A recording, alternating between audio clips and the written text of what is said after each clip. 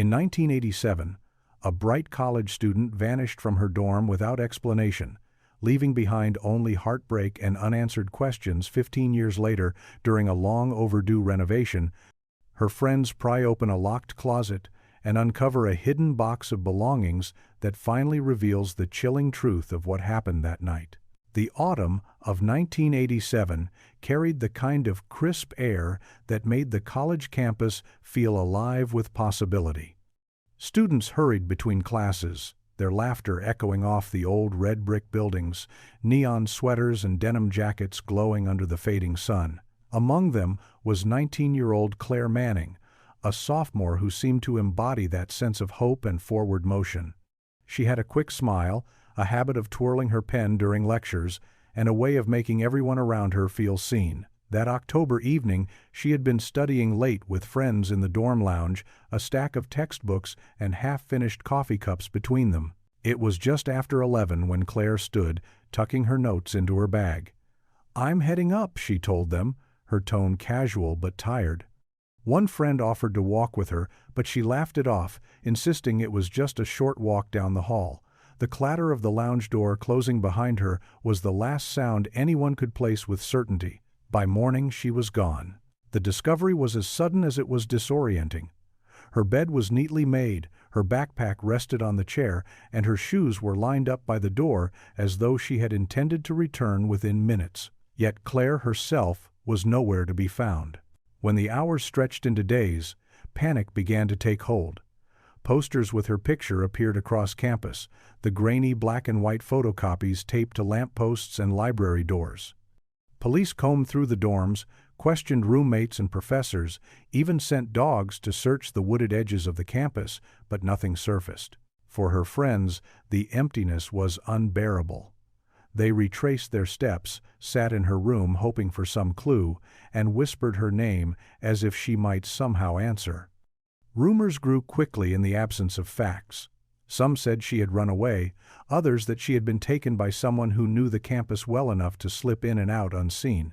By the end of the semester, the case had gone cold, her dorm room reassigned, and life pushed forward with cruel efficiency. But for those who had laughed with her only hours before she vanished, the moment hung frozen in time, a wound that never fully healed. What no one could have guessed then was that the secret of that night had never truly left the campus. It was waiting, locked away in silence, just behind a closet door. 15 years later, the campus looked both familiar and strange, its ivy-covered walls standing firm while new glass additions reflected the morning sun. For Claire's old circle of friends, now in their 30s, returning to the place where their lives had once been so tightly intertwined felt like stepping into a memory. They had gathered for a reunion of sorts, drawn back not just by nostalgia but by an announcement from the college. The administration had decided to renovate the aging dorms, converting them into faculty housing. For those who remembered 1987, it meant that the building where Claire had last been seen would soon change forever.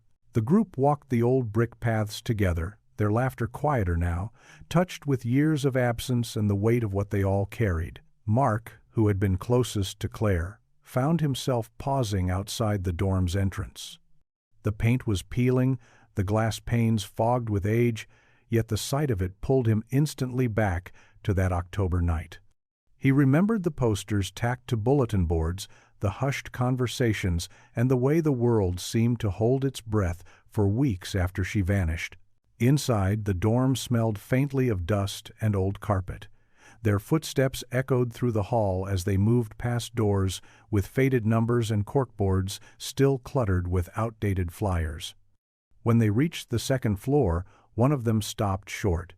The door to Claire's old room was still there, marked with the same brass plate, though the handle was sealed with a thick coat of paint. For a long moment no one spoke. The silence pressed down heavy, and it was Mark who finally broke it. "It feels the same," he murmured, his voice low. The others nodded, each of them remembering how quickly everything had unraveled once she disappeared. Her mother calling the dorm every night. Police officers standing at the end of the hallway with notepads and grave expressions, friends clinging to the hope that Claire would walk back through that door.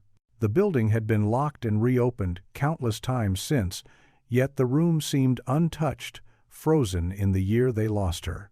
None of them could explain it, but standing there, staring at that door, they all felt the same thing. Something of Claire's was still inside.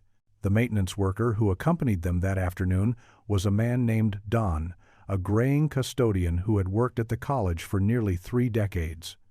He had been there in 1987, fresh on the job, and when Mark mentioned Claire's name, Don's expression grew somber. "I remember those days," he said quietly, shaking his head. Whole campus turned upside down. He led them down the hall, jangling a heavy ring of keys. Dust floated in the stale air, catching the dim light from the narrow windows. When they stopped in front of Claire's old door, Don hesitated. "This room hasn't been touched in years. We kept it sealed after some plumbing issues, but truth is, nobody wanted to assign it again. Too many memories." His words hung heavy as he scraped a paint-sealed edge with his key, then pushed the door open with a reluctant shove. The room was dark and cool, carrying the stillness of a place long forgotten. The faded wallpaper peeled in strips, and a thin layer of dust covered every surface. The friends stepped inside slowly, as though they were intruding on something sacred. Mark's eyes went to the corner where Claire's desk had once stood, then to the bed frame, still bolted against the wall. Everything looked different, yet the weight of memory made it impossible to see the space as anything other than hers. It was Sarah who first noticed the closet. Its wooden door was streaked with age, but what caught her attention was the lock. Unlike the rest of the room, the closet door looked untouched, its brass handle dulled but still intact. She reached for it instinctively, tugging, only to find it wouldn't budge. "It's locked," she whispered, glancing back at the others. Don frowned, pulling at the knob himself. "Strange. Closets don't usually get sealed. Not unless—" He trailed off, but the implication was clear. The friends exchanged uneasy glances. After 15 years of unanswered questions, here was something tangible, something hidden. Mark stepped closer, pressing his palm against the door as though he might feel Claire's presence through the wood. His heart raced, caught between dread and hope. For the first time since 1987, the silence surrounding Claire's disappearance seemed to shift. Whatever lay behind that closet door had been waiting, untouched, for them to return. Don studied the closet with a furrowed brow, running his fingers along the seam where the door met the frame. The paint had cracked around the edges, as if no one had touched it since the day Claire vanished. He crouched to inspect the lock, shaking his head. "Old brass," he muttered, "not part of the building's standard issue. This was added after the fact." The friends shifted uneasily, the weight of his words settling over them. Sarah crossed her arms, her voice tight. "But who would lock a dorm closet and leave it like this, for 15 years? Mark felt his throat dry as he knelt beside Don. The small keyhole stared back at him like a dark eye, unyielding and silent. He remembered standing in this very hallway when detectives had searched the room years ago, opening drawers, flipping mattresses, even shining flashlights into the closet before dismissing it as empty. Yet the lock now suggested someone had sealed it afterward, and no one had bothered to look again. Don stood, adjusting his tool belt. "I can pry it open, but you all need to be sure. Once I do, there's no going back." No one spoke right away. The air seemed charged, the hum of old fluorescent lights overhead loud in the silence. Finally, Mark gave a small nod. "Do it." Don fetched a crowbar from his cart, the metal gleaming dully in the half-light. With a grunt, he wedged it into the frame and pushed. The old wood groaned, flakes of paint snapping free, until the lock gave way with a sharp metallic crack. The door swung open a few inches, releasing a faint rush of stale air that smelled of dust and age. The group leaned forward as Don pushed the door wider. Inside, the closet was nearly empty except for a single cardboard box pressed against the back wall. Its surface was yellowed and soft with time, edges crumbling where dampness had touched it. Yet it had been placed with care, centered neatly as if meant to be found. Sarah pressed a hand to her mouth, her eyes glistening. Mark's chest tightened as he stared at the box. For 15 years, he had imagined answers buried in rumors, in whispers of what might have happened. Now, those answers sat within arm's reach, waiting in silence for someone to finally lift the lid. The box looked fragile, as though the slightest touch might cause it to collapse into dust. Mark crouched before it, hesitating, his fingers hovering just above the softened cardboard. The others stood close behind, their breath shallow, every one of them caught between dread and a desperate need to know. For years they had been told there was nothing left to find, that Claire's trail had ended the night she disappeared. Yet here was proof that someone had left something behind, locked away where no one would think to look. With slow care, Mark slid the box toward him. The bottom scraped against the wooden floor, sending up a puff of stale dust that clung in the still air. The lid sagged under his touch but held, and when he peeled it back, the room seemed to draw in its breath with him. Inside lay a collection of objects that felt at once ordinary and unbearably intimate. On top rested Claire's student ID card, the photograph of her young face still bright despite the years, her eyes fixed in a smile that none of them had seen since 1987. Beneath it was a worn, leather-bound journal, its edges curled from use. Tucked beside it were several photographs, their corners bent, the colors faded but recognizable. Sarah reached forward with trembling fingers, lifting the ID card. Her voice cracked as she whispered, "She was right here, the whole time." The others leaned closer, staring at the familiar face staring back at them, frozen in youth while they themselves had grown older. Mark carefully picked up the journal, the leather creaking faintly as he opened it. The first page bore Claire's neat handwriting, dated only weeks before she vanished. His chest tightened as he read the first line aloud. "I think he's watching me again." The words landed like a weight in the center of the room. The friends exchanged uneasy glances, the silence filling with questions they had never dared to voice. Who was she writing about? How long had she been afraid? And why had no one seen the signs? Don shifted uncomfortably at the door, his hand gripping the crowbar. "You need to turn that over to the police," he said firmly, though his voice carried something softer too, almost sympathy. Mark nodded, closing the journal but keeping it tight against his chest. For the first time in 15 years, they weren't left with speculation. They had Claire's words, her belongings, her voice preserved on the page, and with them, perhaps, the first real chance at finding the truth. They carried the box out of the dorm room as though it were fragile glass, their footsteps echoing in the empty hallway. No one spoke until they reached the lounge, where they set it down on a low wooden table scarred with initials from long-gone students. Dust clung to their clothes, and the weight of the moment pressed against them, making the air feel heavy. Mark opened the journal again, flipping through its pages with care. The ink had faded in places, but Claire's handwriting remained steady, her thoughts spilling out in a way that made her feel suddenly present among them. The entries started light, filled with musings about classes, late-night study sessions, and weekend plans. But by the middle, the tone shifted.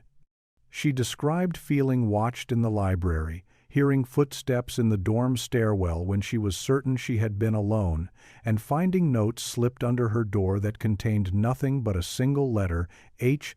The group exchanged uneasy glances as Mark read passages aloud. Sarah pressed her palms together, her voice a whisper. "She told us she was fine. We asked her 100 times and she said everything was fine." Another entry described how she had confided in a professor only for the behavior to continue. Claire wrote that she had considered going to the police but feared being dismissed as paranoid. "He has a key," one line read, underlined twice. "I don't know how, but I know he's been inside." The words made the room colder, pulling them all back to the memory of her neatly arranged belongings the night she disappeared. If she had feared someone with access, then the locked closet, the sealed room, began to take on a darker meaning. Mark set the journal down, his hands trembling. "We can't just hand this over and walk away," he said. "If she trusted someone enough to write this, we owe it to her to see it through." Don, still hovering near the doorway, shook his head. "The police should have seen this 15 years ago. Someone made sure they didn't." The truth, it seemed, had never been lost. It had been hidden deliberately, waiting for them to return. And now, with the weight of Claire's own words in front of them, the question shifted from who had taken her to who had silenced her story all these years. The photographs were spread out across the lounge table, their curled edges trembling slightly under the weight of the ceiling fan's slow rotation. Each image seemed harmless at first: Claire at a dorm party, Claire sitting cross-legged on the lawn with her textbooks, Claire smiling in the cafeteria line. Yet, it was the background details that caught their eyes.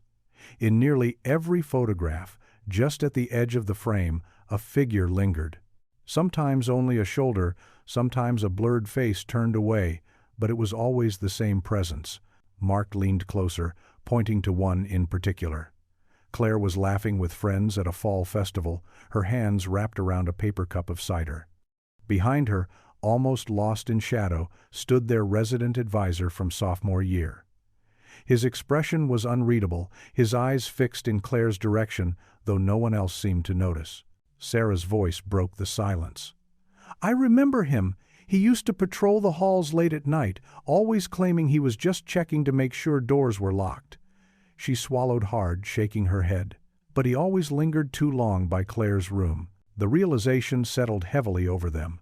The letter H in her journal, the notes under her door, and now the figure in the photographs. It was not an unknown shadow, but someone they had all trusted, someone who had been given authority over them. Don frowned as he studied the images. "Resident advisors had master keys," he said grimly. If she wrote that he had a key, she wasn't imagining it. He could have gone into any room without raising suspicion. The group sat in stunned silence, their memories colliding with the evidence in front of them. The dorm had once felt like a safe cocoon, a place where friendships grew and lives unfolded freely. Now, in hindsight, every hallway seemed darker, every late-night knock on the door more sinister. Mark gathered the photographs carefully, stacking them as though preserving a fragile truth. "We've been telling ourselves for 15 years that Claire vanished into thin air," he said quietly. "But she didn't. She left us clues. We just never saw them."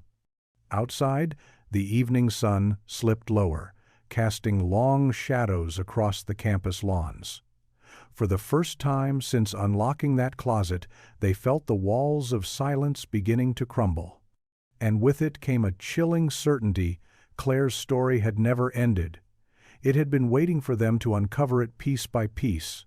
The journal rested between them like a fragile voice carried forward through time. Mark turned another page, careful not to tear the brittle paper. Claire's words grew more urgent the further they read. She described the way footsteps followed her down stairwells, the soft rattle of her doorknob at night, and the uneasy feeling that her friends could not see what she saw. "H doesn't hide it anymore," one entry read. "He wants me to know he's there." Sarah wiped at her eyes, her voice trembling. "Why didn't she tell us? We were right there with her." Mark shook his head. Maybe she thought we wouldn't believe her, or maybe she was protecting us. The thought made his stomach twist. If Claire had realized she was being targeted, she might have carried that weight alone until it became unbearable. Another entry, dated just 2 days before she vanished, stopped them cold. "I'm keeping these pages in case something happens. If I disappear, it wasn't by choice. Look at him." The words were underlined with such force the ink had bled through the paper. Don shifted in his chair, the crowbar still leaning against his leg. His voice was low but firm. "That's enough. This isn't something you keep to yourselves. If you care about her, you hand it over now." The friends exchanged uncertain glances. For years the case had been closed, the police insisting there was no evidence to reopen it. They had all grown wary of authority that seemed too willing to let Claire fade into rumor.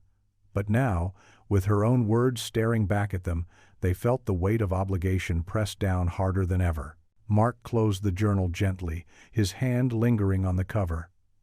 "We'll give it to them," he said at last, though his voice carried hesitation. "But we read it first. We owe her that much." Outside the lounge windows, the campus lights flickered on, illuminating the same brick walkways they had once strolled as carefree teenagers. The world had changed, but in this room, time had folded back on itself. Claire was here again, her fear scrawled in ink, her warning echoing louder with every page. And now her friends, older and heavier with years, knew they could no longer look away.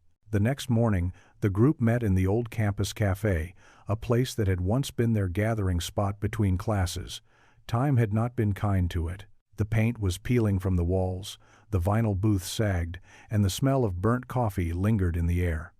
Yet as they sat around the same corner table they had claimed as students, the years seemed to collapse. Before them on the table lay the journal, the photographs, and Claire's student ID, all carefully wrapped in a cloth to protect them from further wear. Mark placed his hand on the bundle as if to anchor it there.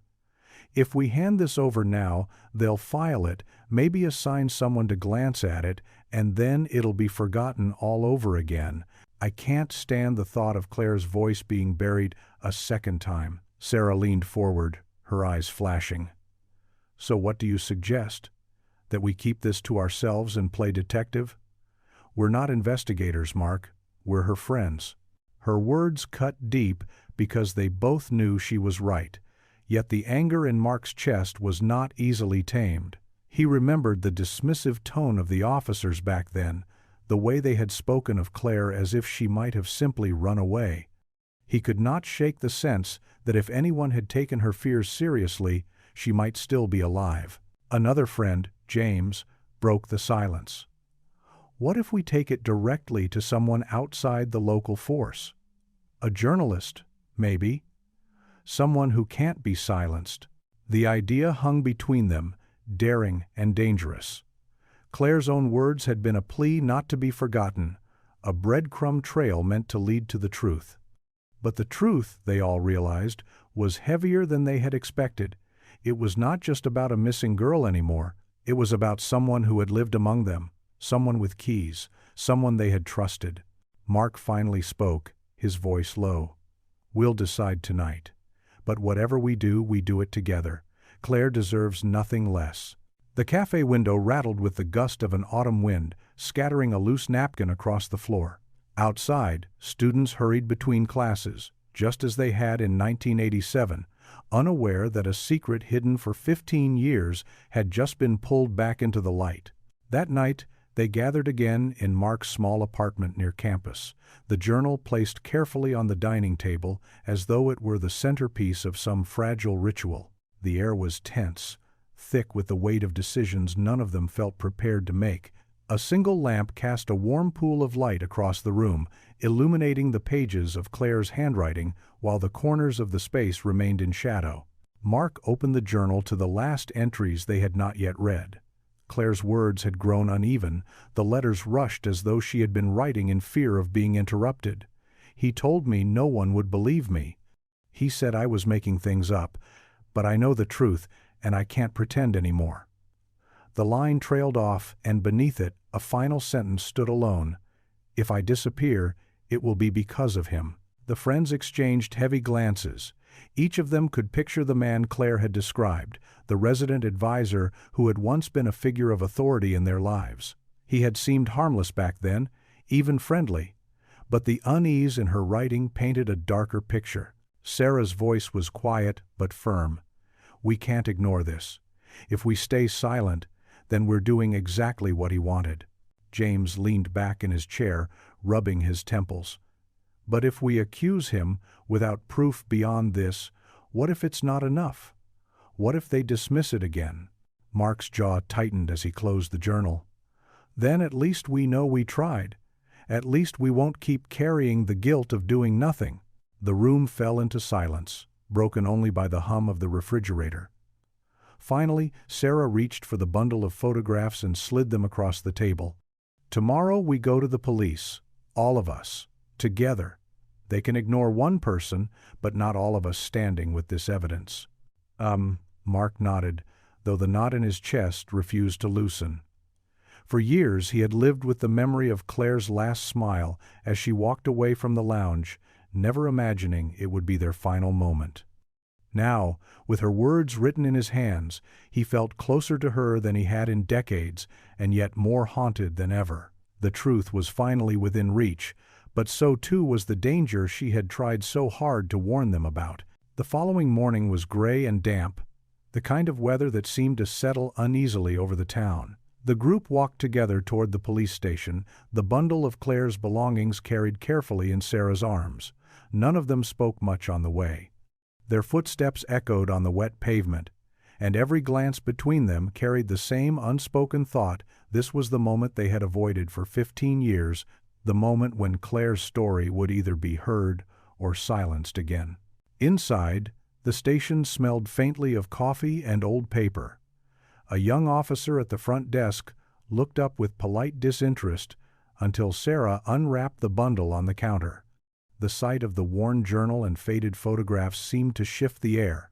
His expression hardened with focus, and he called for a detective. They were led to a small interview room, its walls lined with faded notices and a buzzing fluorescent light above. Detective Larson entered, a man in his 40s with sharp eyes and a patient manner.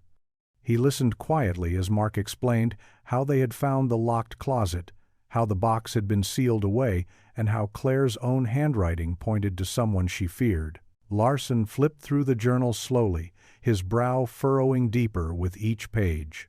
When he reached the final entry, he set the book down with care. "This changes things," he said simply. "Her case was cold, nearly abandoned, but with this, we may be able to reopen it officially." James leaned forward, his voice edged with frustration. "May? You're holding her words. What more do you need?" Larson met his gaze steadily.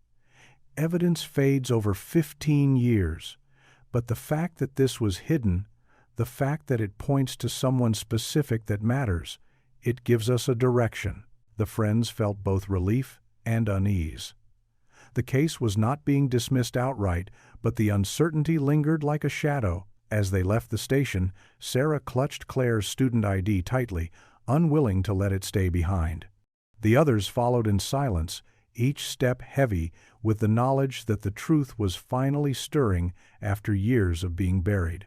Yet with that stirring came the realization that someone, somewhere, might not want it uncovered. Detective Larson wasted no time.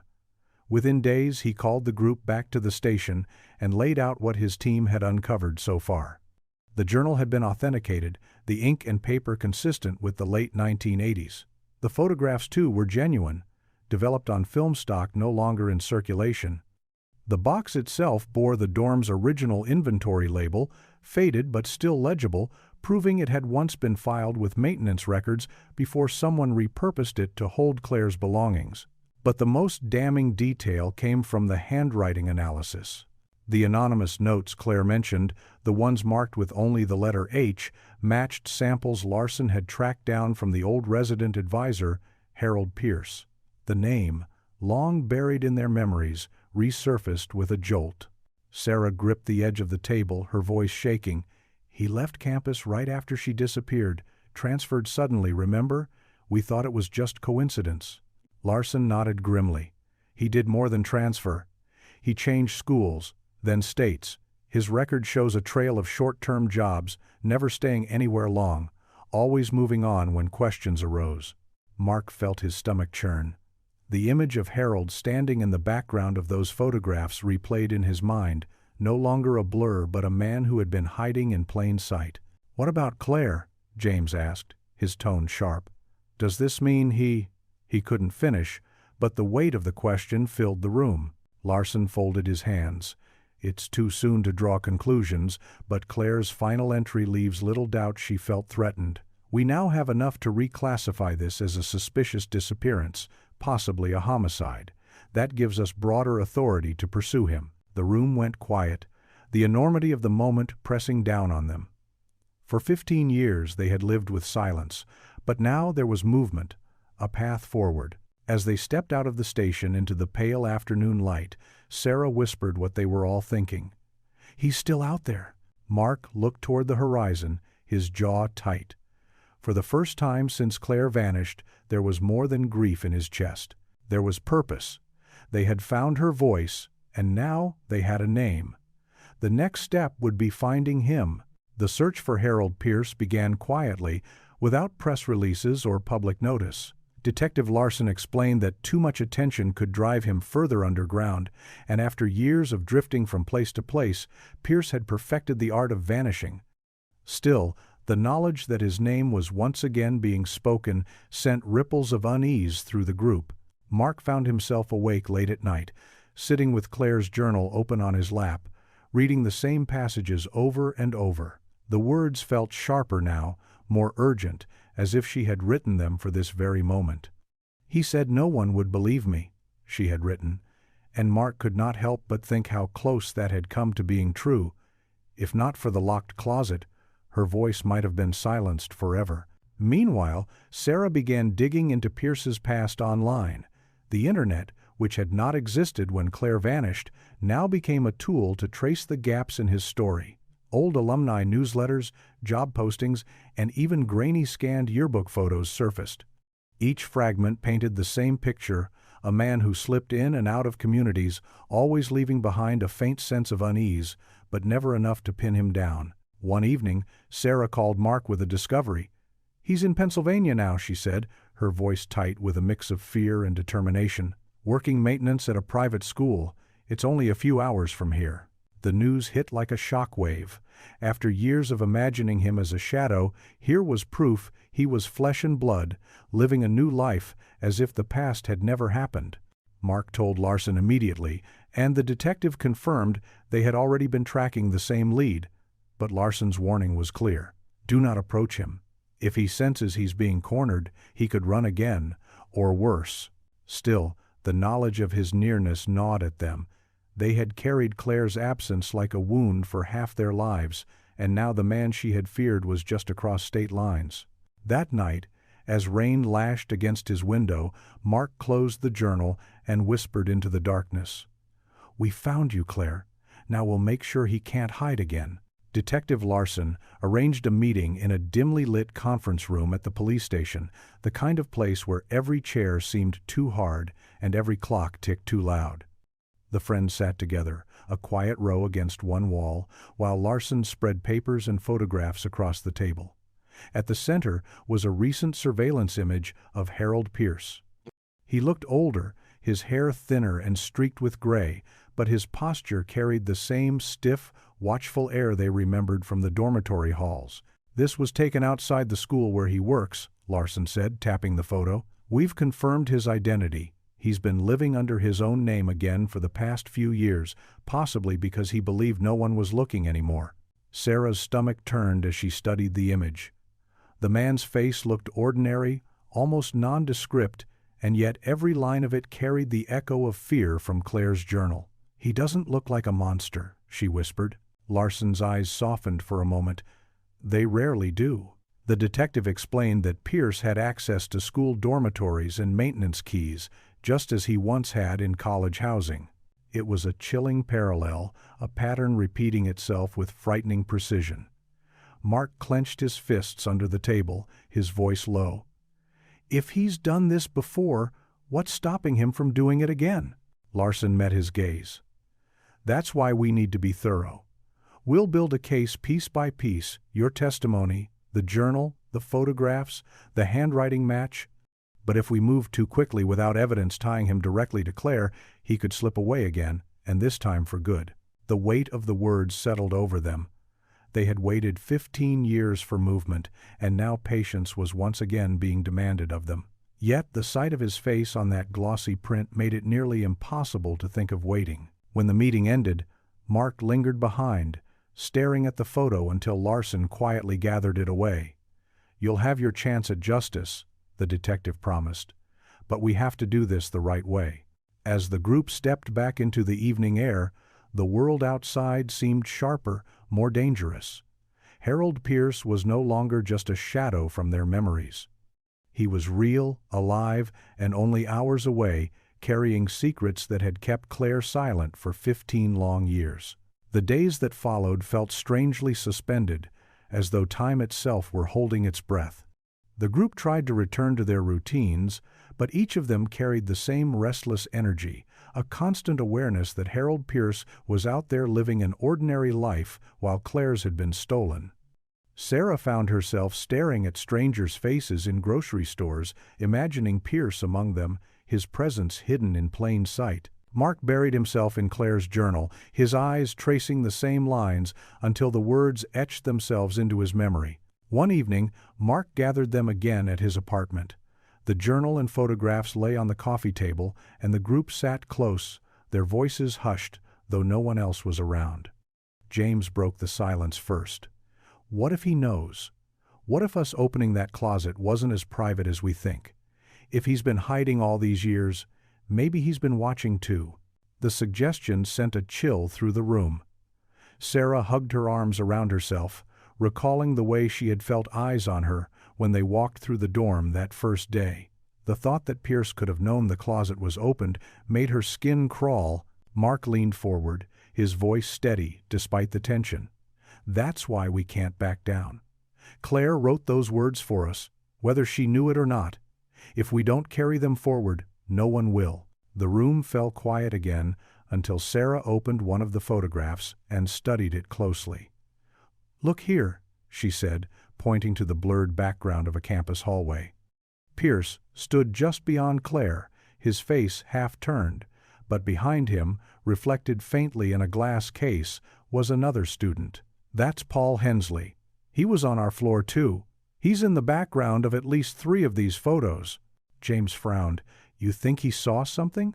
"It's possible," Sarah replied. "If Pierce wasn't careful, maybe others noticed." The discovery injected a spark of hope. For years, the story had felt sealed in silence, but perhaps someone else carried a piece of it too. As the group leaned over the photographs, the air thick with possibility, they realized that Claire's truth might not be locked only in her words. It might still live in the memories of those who had once walked the same halls, and if they found those voices, Pierce's secrets could no longer stay hidden. Tracking down Paul Hensley became their next step, a task that felt both daunting and urgent. The internet, which had not existed when Claire vanished, now offered pathways that had once been impossible. Sarah spent long evenings combing through alumni directories and social media profiles, her determination sharpening with every click. Finally, she found him a grainy photograph in a local newspaper article about a high school teacher in Ohio smiling among his students. They reached out carefully, sending a letter first, explaining who they were and what they had found. Weeks passed with no response, and doubt began to creep in. Then, one afternoon, Mark's phone rang. The voice on the other end was hesitant, cautious, but familiar enough for him to recognize. "This is Paul," the man said quietly. "I got your letter. And yes, I remember Claire." They arranged to meet in a quiet diner off the interstate, a neutral ground that felt far enough from both past and present. When Paul walked in, older and heavier now, he carried himself with the wary air of someone who had been keeping a secret for far too long. Over steaming cups of coffee, Paul listened as they laid out what they had discovered: the closet, the journal, the photographs, the name Harold Pierce. His face paled at the mention of the old resident advisor, and he leaned forward, lowering his voice. "I always suspected him. The night Claire disappeared, I saw her arguing with someone in the hallway. I didn't see his face clearly, but I remember the shape of his jacket, that navy windbreaker Pierce always wore. By the time I looked again, they were gone." The table went silent. For years, they had only Claire's words, fragments of fear written on paper. Now they had a witness who had seen the shadows move in real time. Paul shook his head, regret etched into his features. "I told myself it was nothing. I told myself I imagined it. But when he left campus right after, I knew." Mark met his eyes. "It's not too late. You can still help us." Paul nodded slowly, the weight of his decision pressing down on him. "Then, let's finish what should have been finished 15 years ago." Detective Larson listened carefully as Paul recounted what he had seen that night in 1987. They sat once again in the same cramped interview room, the hum of the overhead light filling the pauses between words. Paul's voice shook at first, but as he spoke, the memories seemed to sharpen. He described the hallway dimly lit by the exit sign, the sound of Claire's voice raised in protest and the way she had turned suddenly as though startled. He remembered the figure in the windbreaker, the glint of a master key dangling from his hand, and the uneasy silence that followed when the argument faded out of sight. Larson leaned back in his chair, his fingers steepled. "This is the first independent account we've had placing Pierce near Claire the night she disappeared," he said. "Combined with the journal and photographs, this gives us enough to approach a judge for warrants." And the words sent a ripple of relief through the group, but it was tempered with unease. For so long, the case had been nothing more than a memory and a wound, and now it was about to become something living again, something that could no longer be dismissed. After Paul signed his statement, Larson escorted him out, leaving the friends alone in the waiting room. Sarah sat rigid, her hands clenched together. "All this time," she whispered, "we thought there was nothing left, but it was always there. We just didn't know where to look." Mark nodded, staring at the tiled floor. "Claire must have known she was in danger. She tried to leave us a map." That evening, as they walked back across the campus, the autumn wind stirring the trees overhead, the weight of what they had set in motion settled on them fully. For years, Pierce had been nothing but a ghost in their memories, an unanswered question. Now, with warrants looming, he was about to be pulled into the light of day. Mark looked up at the windows of the old dormitory, their panes glowing faintly in the dusk. "We're finally giving her back her voice," he said softly. "And he's finally going to hear it." The warrants came quicker than any of them expected. Within a week, Detective Larson called the group together with news that a judge had approved searches of Harold Pierce's home, vehicle, and workplace. The announcement left them stunned, the weight of 15 years of silence suddenly shifting into motion. For so long they had imagined this moment in vague, impossible terms, but hearing it spoken aloud made their breaths catch. On the day of the operation, the friends gathered outside the police station, waiting for word. The hours dragged, each tick of the clock a reminder that somewhere Pierce might be watching his ordinary life unravel. Sarah paced the sidewalk, unable to sit still, while Mark leaned against the wall, Claire's journal tucked inside his jacket like a talisman. By late afternoon, Larson returned, his expression grave but determined. He laid a folder on the table in front of them, flipping it open to reveal photographs taken during the search. Inside Pierce's garage, hidden behind a false panel, officers had discovered a locked trunk. When forced open, it revealed items neatly wrapped in plastic women's scarves, a handful of jewelry, and a faded student handbook from their college dated 1987. At the bottom lay a navy windbreaker, its zipper broken, the fabric stiff with age. Sarah covered her mouth, her eyes welling with tears. "That's it. That's the jacket," she whispered, remembering how Claire had once mocked Pierce's habit of wearing it in every season. Larson nodded. "We've sent everything to the lab. Some of the items don't match Claire, which means we may be looking at more than one victim." His voice dropped lower, heavy with implication. "This could go deeper than we imagined." The words struck them all with a mixture of horror and vindication.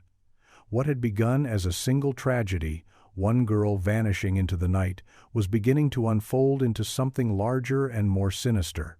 Pierce had not been drifting aimlessly all these years. He had been carrying his secrets with him, carefully hidden but never erased. As Larson closed the folder, the group sat in silence, the photographs seared into their minds.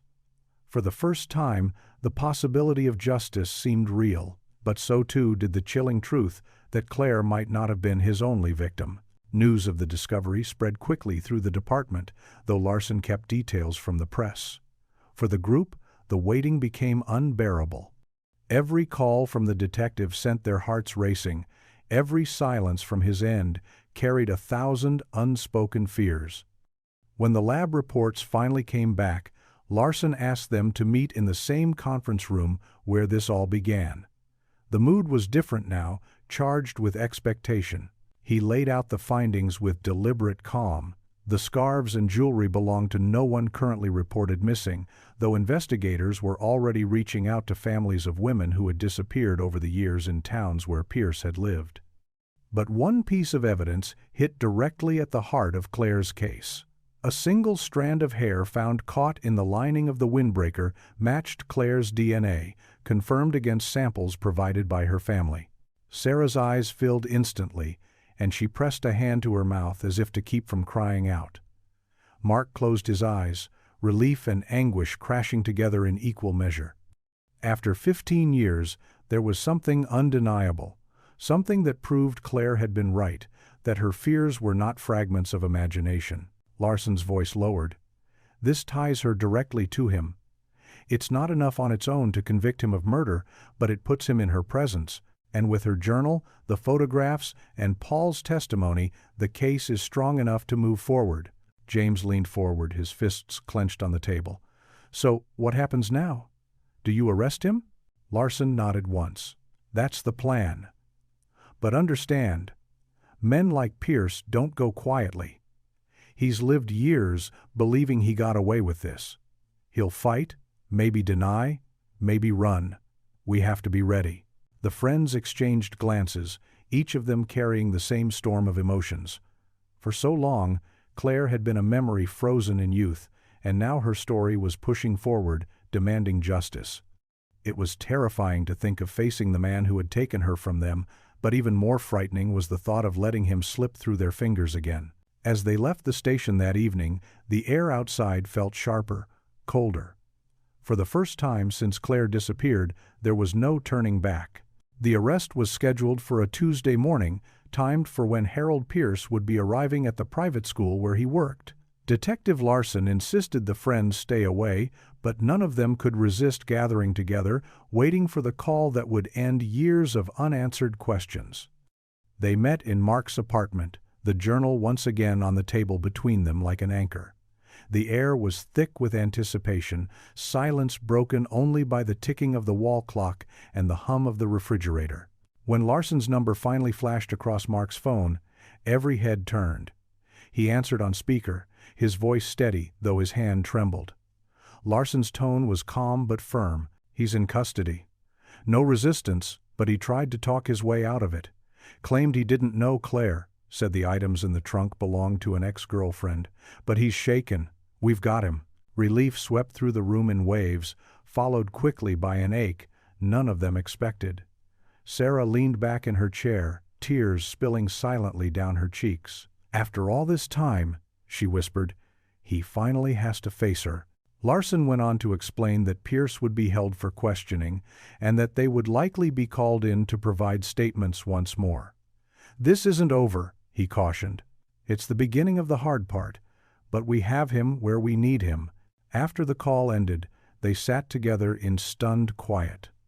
The victory felt strange, not the triumphant moment they had imagined, but something heavier, threaded with sorrow.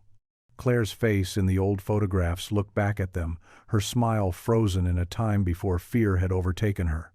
Mark reached out, brushing his fingers across the worn surface of her student ID. She should have been here to see this, he murmured. Outside, the world moved on as though nothing monumental had shifted. Students hurried along sidewalks, cars idled at stoplights, life continued. Yet inside that small apartment, everything had changed. They had carried the weight of Claire's absence for 15 years, and now, for the first time, justice felt close enough to touch. It was not closure, but it was a beginning, a crack in the silence wide enough for truth to finally seep through. The interrogation room was sterile, its walls bare except for a clock that ticked far too loudly. Harold Pierce sat across from Detective Larson, his hands folded neatly on the table as if he were attending a business meeting rather than facing the weight of a decades-old disappearance. He looked older but not frail, his eyes sharp and calculating, his demeanor calm. He denied everything with the smoothness of someone who had rehearsed for years. He had never met Claire Manning, he claimed, never entered her room, and had no idea how her belongings could possibly have ended up in his possession. Larson listened patiently, letting the denials flow before sliding the photographs across the table. Pierce barely glanced at them. Then came the journal, open to the entries where Claire wrote about him, about H with the key, about being followed. His jaw tightened, just slightly, a crack in the mask he wore. "You were the resident advisor," Larson said quietly. "You had the keys. She wrote about you, in her own hand. And now we found her hair in your jacket. That's not coincidence." Pierce leaned back, offering a thin smile. "You're trying to build a story from scraps. You don't have a body. Without that, you have nothing." The words hung in the air like a challenge. For Larson, it was confirmation of what he already knew, that Pierce had carried his secrets so long he believed them untouchable. But for the friends, who sat in the waiting area unaware of the exact exchange, the hours dragged like years. Mark paced, wearing a path into the carpet, while Sarah sat with her arms wrapped tightly around herself, her mind replaying Claire's laughter, her voice the life stolen away. When Larson finally emerged, his expression gave little away. "He isn't confessing," he told them plainly, "but his arrogance is working against him. He believes we can't connect the pieces, but every word he says only confirms what we already have." The friends exchanged weary looks, their relief tempered with frustration. They had wanted a confession, a direct acknowledgement of what had been done. Instead, they were left with the cold certainty that Harold Pierce would never willingly surrender the truth. Yet even in his silence, they could sense the shift. He was no longer a shadow hidden in rumor. He was a man cornered, his lies unraveling one thread at a time. The trial preparations moved quickly, though for the friends every step felt unbearably slow. They were summoned repeatedly to the station, each time asked to recount their memories of 1987, their discovery of the locked closet, and the emotions that had never left them. It was exhausting, dragging the past into the present again and again, but none of them wavered. Claire's voice had been buried long enough, and now they carried it into every statement, every affidavit, every detail they could recall. Detective Larson explained how the prosecution intended to build the case. The journal would be central, showing Claire's own fears in her words, her clear identification of someone with a key. The photographs placed Pierce near her consistently, his presence never far from her. Paul Hensley's testimony would confirm that he saw her arguing with a man in the hallway the night she vanished. And the forensic evidence, though only a single strand of hair, was enough to anchor it all together. Still, there were gaps. No body had ever been found. No single piece of evidence could prove beyond all doubt what had happened in that dormitory. The defense would argue that Claire had run away, that her belongings had been stolen or misplaced, that the friends were simply seeing patterns in the fog of memory. Larson warned them to prepare for that possibility. Sarah clenched her fists when she heard it. "They'll try to erase her again, just like before, but this time we won't let them." Mark looked at her, his eyes heavy with both weariness and resolve. "Then we go in together, every word, every memory. We give her back her name." The nights before the first hearings were restless ones. Mark dreamed of the dorm hallways, of Claire walking just out of reach, always turning a corner he could never catch.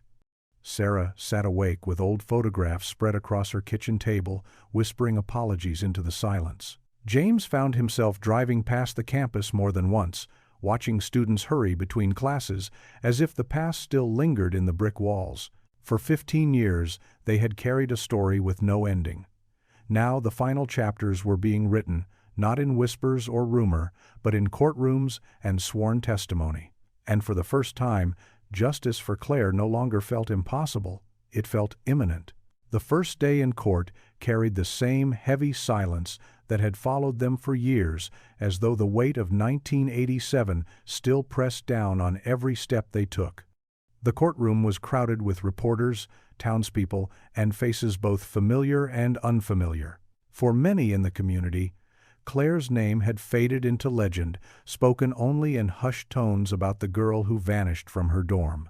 Now it returned, sharp and undeniable, filling every corner of the room. Mark sat in the front row beside Sarah and James, his jaw tight, Claire's student ID clutched in his pocket as if it could anchor him. Across the aisle, Harold Pierce sat with his attorney, dressed neatly in a suit that did little to soften the cold indifference in his eyes. He didn't look at them once, his gaze fixed instead on the table before him. The sight of him alive and unshaken made Sarah's stomach twist. She whispered under her breath, "How can he just sit there after everything?" The prosecution began with Claire's journal. The judge allowed passages to be read aloud, her handwriting projected on a screen so that everyone could see her words. "He has a key. He watches me. If I disappear, it will be because of him." The sentences seemed to echo through the courtroom, pulling the past into the present with chilling clarity. Then came the photographs. Image after image showed Claire in ordinary moments of student life, and in nearly all of them, Pierce lurked just out of focus. To the jury, it painted a pattern too deliberate to ignore. When Paul Hensley took the stand, his voice shook but did not falter. He told them about the argument in the hallway, the jacket, the keys. He confessed his years of silence, and his regret hung heavy in the air. The defense tried to unravel it, suggesting that memory faded over time, that the journal reflected paranoia rather than fact. But every attempt rang hollow against the weight of Claire's voice, preserved on paper, undeniable in its urgency. By the end of the day, the friends left the courthouse drained but steadier. For the first time, Claire was not a rumor or a forgotten flyer on a bulletin board. She was a young woman whose story was being told in full view of the world, and they would not allow it to be silenced again. As the trial stretched into its second week, the tension inside the courtroom grew heavier with each passing day. The prosecution brought forward the forensic experts who had examined the windbreaker found in Pierce's garage. They explained in painstaking detail how the single strand of hair, though fragile and aged, carried a DNA profile that matched Claire's family with certainty. The courtroom shifted at the weight of that statement, the hum of whispers rippling through the gallery until the judge called for silence. For Mark, the words landed like a blow. He had braced himself for skepticism, for science to be questioned, but instead the evidence rang clear and irrefutable. He glanced at Sarah beside him, and she reached for his hand, both of them clinging to the moment as though it might collapse under its own gravity. The defense tried to counter, suggesting contamination, mishandling, or coincidence, but the explanations felt weak, flimsy, in comparison to the undeniable truth sitting in the photographs and journal entries. Still, Pierce remained composed, his expression flat, his eyes betraying no hint of guilt or remorse. He leaned occasionally to whisper to his attorney, but otherwise he sat motionless, as though the proceedings were nothing more than a tedious inconvenience. When the friends were called to the stand, each of them spoke with a mixture of grief and determination. Sarah described finding the locked closet, her voice breaking when she recalled the smell of dust and the box sitting untouched for 15 years. James testified to the nights they had searched the campus in 1987, their hope dwindling with each empty hallway. And Mark, holding Claire's student ID in his pocket, spoke of reading her final words in the journal, of feeling as though she had been writing directly to them across time. The jury listened, their faces solemn, some visibly moved by the weight of testimony that stretched beyond evidence into the raw heart of memory. By the end of that day, the friends stepped out into the crisp evening air with the strange sensation that Claire was walking beside them. For years, she had been a ghost of unanswered questions, but now her story had shape, her voice echoing in every corner of the courthouse. And though the outcome was still uncertain, they knew she would not be silenced again. The verdict came on a quiet Friday afternoon, the kind of day that felt almost too ordinary for the weight it carried. The courtroom was packed, every seat filled, the air humming with anticipation. Mark, Sarah, and James sat shoulder to shoulder in the front row, their hands clenched tightly together. They had braced themselves for every possible outcome, but when the foreman stood and read the words "guilty," the sound seemed to ring through the room like a bell that had been waiting 15 years to toll. For a moment, none of them moved. The relief came not as a flood, but as a slow unraveling tears sliding down Sarah's cheeks, Mark bowing his head as though the weight of all those years had finally been lifted. James gripped the edge of the bench, his knuckles white, the tension in his shoulders releasing for the first time in decades. Across the room, Harold Pierce remained unmoved, his face a mask of indifference, even as the judge pronounced his sentence. But no mask could blunt the truth anymore. His secrets had been dragged into the light, his lies dismantled one by one, until the story he had tried to bury stood exposed before everyone. Outside the courthouse, the autumn sun hung low in the sky, painting the street in warm gold. Reporters crowded around, cameras flashing, but for the friends, the noise fell away. They stood together, bound not only by grief but by the knowledge that they had kept their promise to Claire. She had not been forgotten. Her voice, hidden in a locked closet for 15 years, had carried through the trial and into the hearts of strangers who now knew her name and her story. That evening, they returned to campus. The old dormitory was quiet, its hallways empty, but the echoes of their youth lingered in the peeling paint and worn floorboards. They stood once more outside the room where the closet had been sealed, their silence filled not with dread, but with something steadier, gentler. Mark placed Claire's student ID on the windowsill, the card catching the last rays of light, and whispered, "We found you." The world beyond the dormitory walls moved on, as it always had, but for them, time finally shifted forward. Claire's story had an ending now, not the one she deserved, but one that honored her truth. And with that, the silence of 1987 was finally broken.